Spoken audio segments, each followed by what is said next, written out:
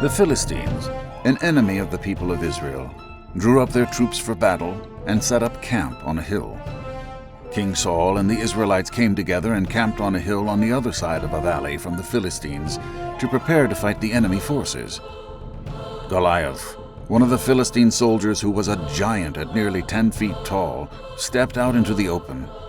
Covered in hundreds of pounds of bronze armor and carrying a spear the size of a fence rail, he called out to the Israelite troops, "Why bother using your whole army? Pick your best fighter to battle me. If he kills me, the Philistines will all become your slaves. But if I kill him, you'll all be our slaves and serve us." When Saul and his troops heard the Goliath's challenge, they became terrified and lost all hope. Away from the battlefield, Jesse and his youngest son David were home in Bethlehem.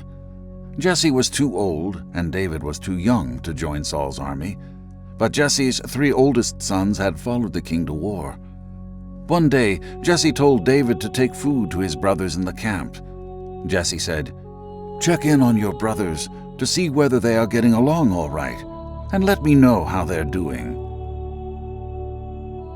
David got up early the next morning and started off toward the battlefield to bring his brothers the food. He arrived at the camp just as the army was moving into battle formation, shouting their war cry. David ran to find his brothers within the army's ranks. While they were talking together, Goliath stepped out and gave the same challenge he had issued before. As the Israelite soldiers fled in fear, David asked what the man who killed Goliath would receive. They said, "The king will give the man who kills the giant riches, his daughter as a bride, and freedom for his whole family." Eliab, his oldest brother, heard David speaking with the men and got mad. "What are you doing here? Why aren't you minding your sheep?" David replied, "What's wrong? All I did was ask a question." King Saul called for David. "Master," said David, "don't give up hope. I'm ready to go and fight this Philistine." Saul answered David, "You can't fight Goliath. You're too young and inexperienced, and he's been fighting since before you were born." David replied, "I've been a shepherd, tending sheep for my father. Whenever a lion or bear came and took a lamb from the flock, I'd go after it, knock it down, and rescue the lamb. If it turned on me, I'd grab it by the throat, wring its neck, and kill it. Lion or bear, it made no difference. I killed it. And I'll do the same to this Philistine pig who is taunting the troops of God. God, who delivered me from the teeth of the lion and the claws of the bear, will deliver me from this Philistine." Saul said, "Go, and God help you." Then Saul outfitted David in his own battle armor. Saul put his bronze helmet on David's head and belted his sword on him over the armor. David tried to walk, but he could hardly take a single step. David told Saul, "I can't even move with all this stuff on me. I'm not used to this." And he took it all off. Then David took his shepherd's staff, selected 5 smooth stones from the brook, and put them in the pocket of his shepherd's pack. He grabbed his sling and headed out to face Goliath. Goliath looked down at David and laughed as he said, "Am I a dog that you come after me with a stick?" David answered, "You come at me with sword, spear, and battle axe. I come at you in the name of God, the God of Israel's troops, whom you curse and mock. This very day, God is handing you over to me. Everyone gathered here will learn that God doesn't save by means of sword or spear.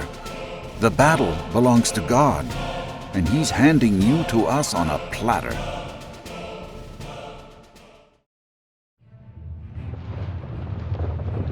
David's words angered Goliath, and he rose and moved toward David. David ran toward Goliath, reached into his pocket for a stone, slung it, and hit Goliath hard in the forehead. David's stone hit Goliath so hard it became embedded in his head and killed him. Goliath fell face down in the dirt.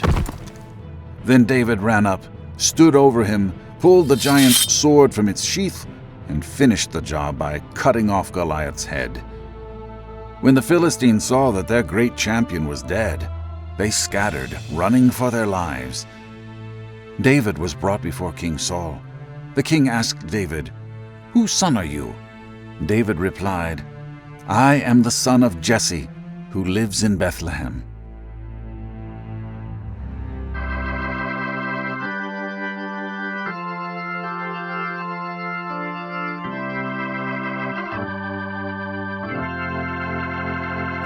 Don't let anyone look down on you because you are young, but set an example for the believers.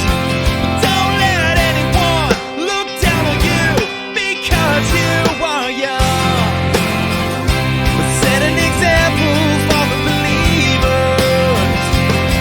Let's be in light, in love, in faith and in purity. It's speech in light, in love, in faith and in purity. 1 Timothy 4:12.